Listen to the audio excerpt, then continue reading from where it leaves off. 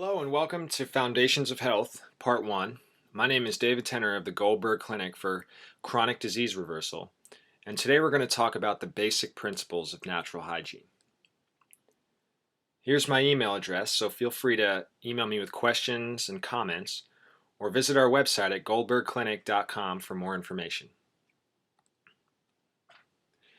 Alright, so let's talk about health, and if you're anything like the guy in the picture there's a good chance you become completely overwhelmed by the amount of health information that's available to you.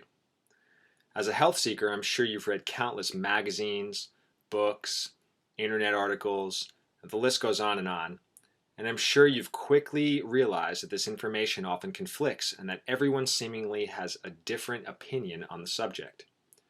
There are hundreds, if not thousands, of diet books out there, for example, and each one has you doing something completely different. If you're like the average person, you've tried all kinds of approaches to healing without any significant results. And where does that leave you? Well, probably confused, frustrated, and wanting to pull your hair out like the guy in that picture there. So, what we're in need of is a strong foundation.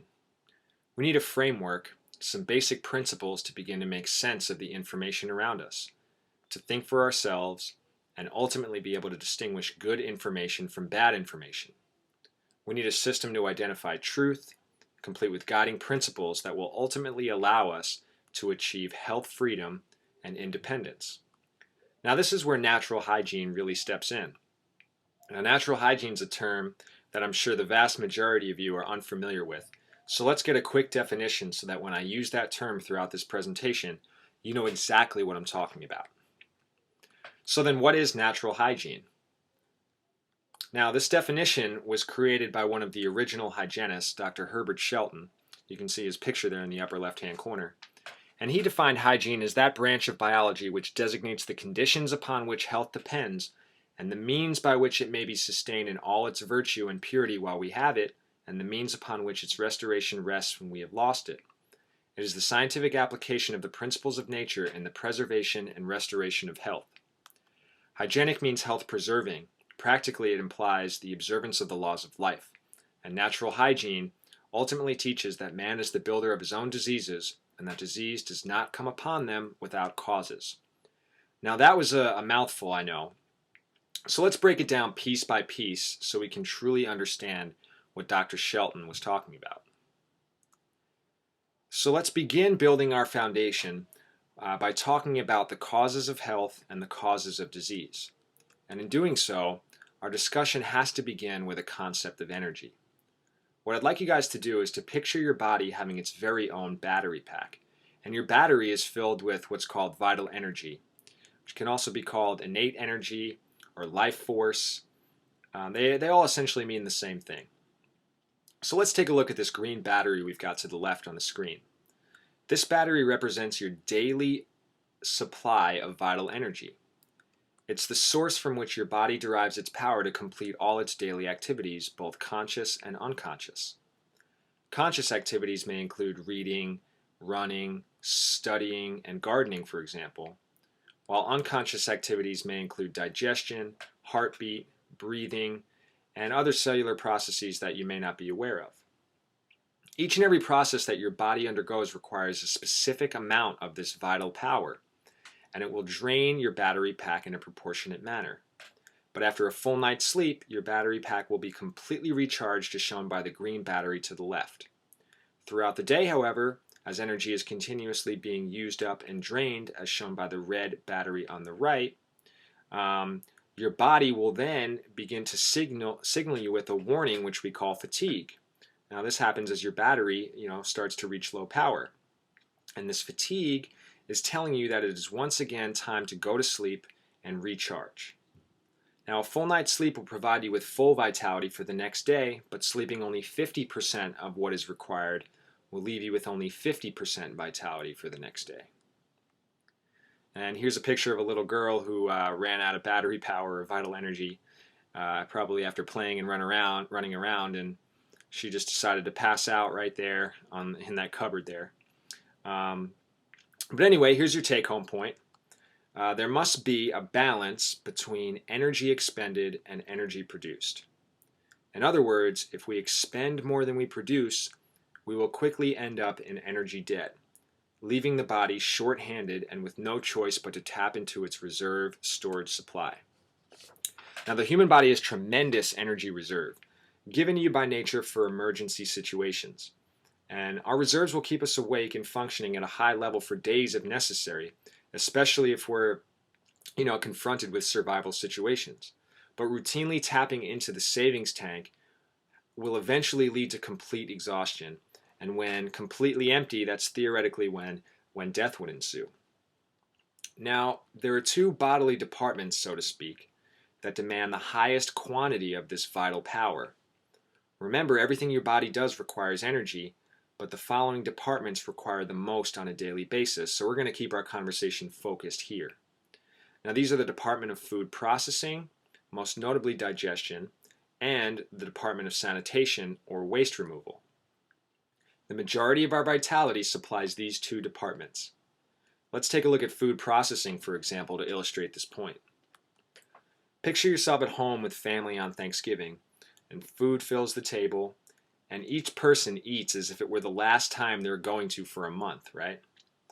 Now, after each person is done stuffing his face with turkey, gravy, corn, potatoes, and stuffing, what then is the inevitable next step? And I'm sure you can guess, a good long nap, right? And why? Because it takes literally all the body's vital energy to begin processing and digesting all that food that we just forced down our throats. Now, this is what is commonly referred to as being in a food coma, or being drunk on food, when so much of the body's blood flow and vitality are needed in the intestinal tract that there's not much left over for anything else. All right, so let's get back to this concept of energy.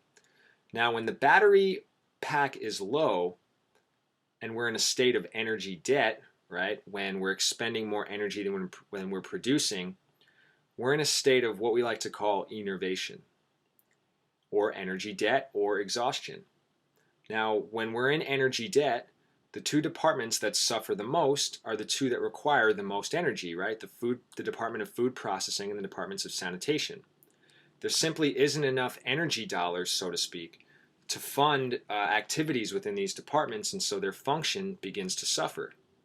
Now, as the Department of Sanitation lacks energy, the amount of waste, both exogenous, outside-in waste, and endogenous, intrinsic or metabolic waste, these begin to accumulate. Now let's take a look at the chart on the screen.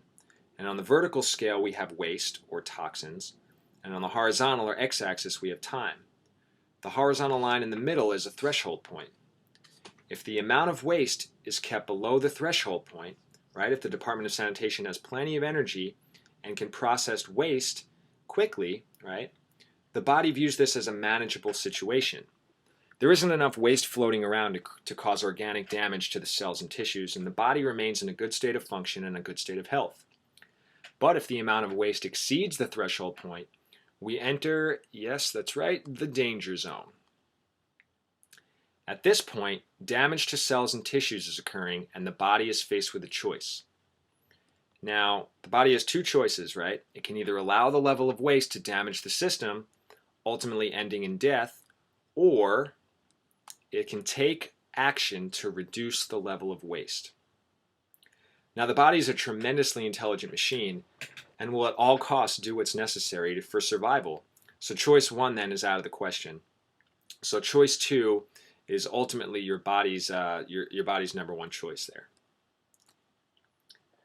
Now, once the level of waste exceeds the threshold point, right, because we're in energy debt and the Department of Sanitation doesn't have enough energy to fund its functions, the body then creates what is called a crisis of toxemia, right? That was the body's decision to take action. A crisis of toxemia is a body-instituted action aimed at reducing the level of waste back down to a manageable level, back down below the threshold point. This crisis comes in the form of an acute illness, say a cold or the flu, for example. Now, the symptoms of a cold or flu, coughing, sneezing, diarrhea, vomiting, sweating, fever, skin lesions, all represent heightened efforts at elimination. Each of those symptoms is an avenue by which the body quickly gets rid of waste, whether it be through the mouth, the GI tract, the skin, or the lungs. Now, as you continue to cough up waste, break out an acne or a rash, experience diarrhea, vomiting, for example, there eventually comes a point at which the level of waste will drop back down below the threshold point into the manageable range. At this point, the body's work is complete, the danger has been averted, and the sickness or the crisis ends as quickly as if turning off a faucet. However, when we come down with an acute illness, it's all too common to visit, yes, I'm sure you guessed it, the doctor, and the doctor conveniently provides us with, yeah, I'm sure you guessed it again, drugs and other symptom-suppressing treatments. Now remember, the symptom represents vital action or body-instituted action to eliminate waste quickly in order to bring waste levels back down to manageable range. The illness is created by the body. If we suppress the symptoms with drugs and other treatments and the body cannot quickly eliminate the excess waste, then what happened to all that waste? And I'm sure you guessed it again, it gets trapped inside the body. You see, the crisis or illness is the body's cure. To treat the symptom is to try to eliminate the cure. And so essentially, your doctor is trying to cure the cure. Now, this clearly makes little sense. Now, when we take drugs and other symptom-suppressing treatments, the garbage or the waste gets trapped inside the body and it really starts to pile up. And yeah, we're still caught in the danger zone where damage is now beginning to occur. Now, this damage now manifests in what we call a chronic disease. And chronic disease is no longer a body-instituted process aimed at quickly removing toxins, but rather represents the manifestation of actual organic damage. And there you have it. We have red-hot rheumatic joints, psoriasis, lupus and other skin lesions, inflammatory bowel diseases, and other autoimmune diseases, you name it. And at the very end stage of this process, when the cells are completely bathed in waste and toxic matter, and they begin to mutate, and they no longer replicate in the proper manner. This then, the very end stage of disease, is what we call cancer. Now, the name of the chronic disease is irrelevant. The diagnosis is really only a name for a collection of symptoms. And now you and I are smarter than that, right? We know that if we're going to address an effect, we must first identify and address its cause. You can't stop your hand from burning on a hot stove if you first don't remove your hand, right? To try to suppress a disease or cure it without removing its cause is akin to treating a burning hand without taking it off the stove or out of the fire. Or, better yet, trying to cure a drunk while he continues to drink. So, what then are the fundamental causes of disease? And as I'm sure you now know, enervation, or being in a state of energy debt, and toxemia, or a buildup of wastes.